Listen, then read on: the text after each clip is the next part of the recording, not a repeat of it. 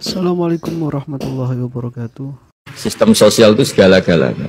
Di antara sistem sosial itu adalah lembaga resmi. Jangan dibalik, lembaga resmi itu menata sistem sosial. Belum ada lembaga resmi itu sudah ada sistem sosial. Sehingga sebelum ada negara ini, kiai-kiai atau tokoh agama yang lain ya urun rembuk untuk mengusir penjajah, untuk memberi makan tentara yang berjuang di kampung-kampung, dikasih ketela, dikasih apa saja lah yang bisa mereka bertahan hidup.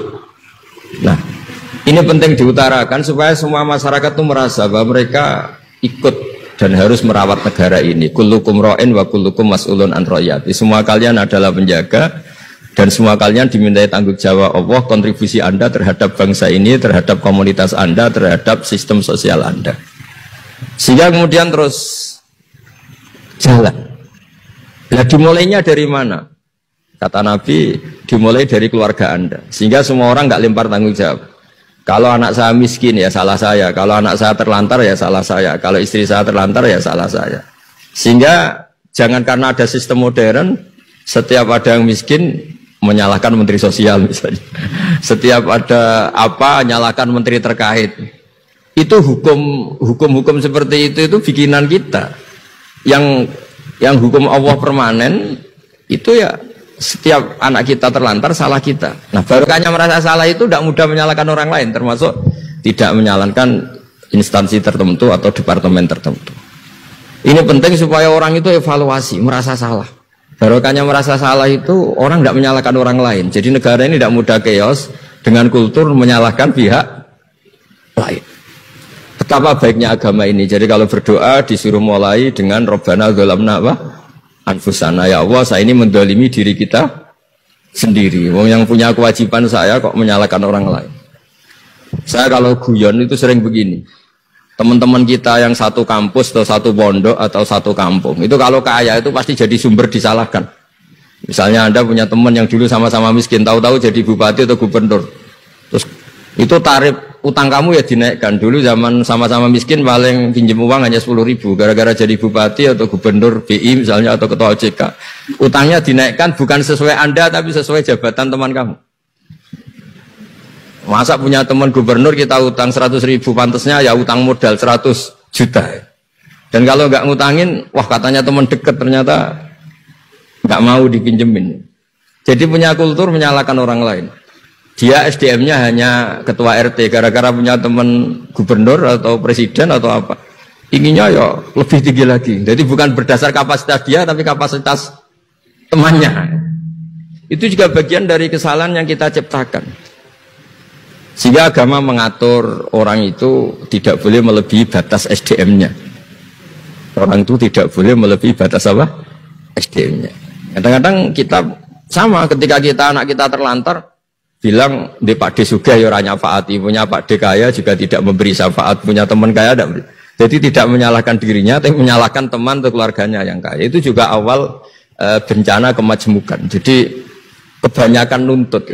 Nabi berkali-kali ngendikan ketika kamu di zaman akhir wa alika bi khosayati nafsi wada'an ka amrul amah. Kalau sudah ada badai apa saja, badai ekonomi, badai sosial, atau badai apa saja, urusi diri kamu sendiri. Itu bukan Nabi menanamkan egois itu enggak, justru menanamkan kebersamaan. Barokahnya orang itu sibuk ngurus keluarganya sendiri, itu enggak kepikiran nyalahkan orang lain. Jadi orang kadang salah tafsir itu justru seakan-akan kita diajari untuk egois itu enggak. Berkahnya ngurus diri sendiri, ketika kita sudah terurus tidak membebani sama orang lain, dan berkahnya ngurus diri sendiri juga tidak gampang mengkomplain orang lain karena kita merasa punya kewajiban sendiri. Tapi kalau kita ini terlalu modern, orang nggak punya uang, ini tanggung jawab Menteri Keuangan, kalau miskin tanggung jawab Menteri Sosial, kalau ada jalan rusak tanggung jawab PU. Oke, secara hukum kenegaraan misalnya mereka berkewajiban tugas itu, tapi kalau itu untuk alasan menyalahkan, semangat kita menyalahkan. Dan agama itu tidak mengajari seperti itu. Agama itu mengajari Rabbana dzalamna anfusana, ya Allah saya ini merasa mendolimi diri sendiri. Nah dengan seperti itu enak cara hukum sosial kayak tadi. Ketika Allah menciptakan orang tidak suka kita kadang ya Allah salah saya apa kok sampai orang tidak cocok saya. Kamu lupa Allah mendesain orang tidak cocok kamu supaya ada utang kamu, tidak ganggu kamu, barokahnya tidak cocok itu tidak minta uang kamu. Nah itu yang saya ingin ditiru.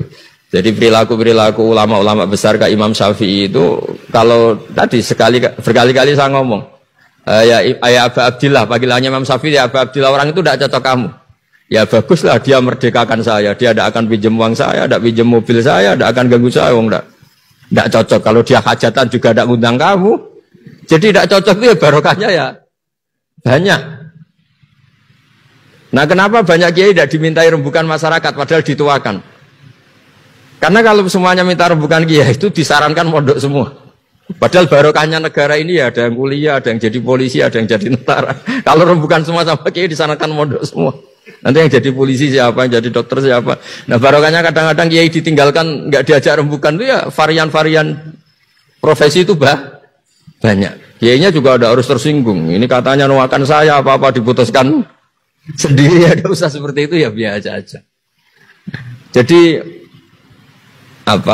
kemajmukan, menjaga kemajmukan itu dimulai dari semua orang merasa berkewajiban menjaga perdamaian ini. Menjaga keharmonisan ini tentu dimulai dari merasa wajib pada dirinya. Ini penting supaya tidak ingin menyalahkan orang lain atau terbersit menyalahkan orang. Terima kasih sudah menonton.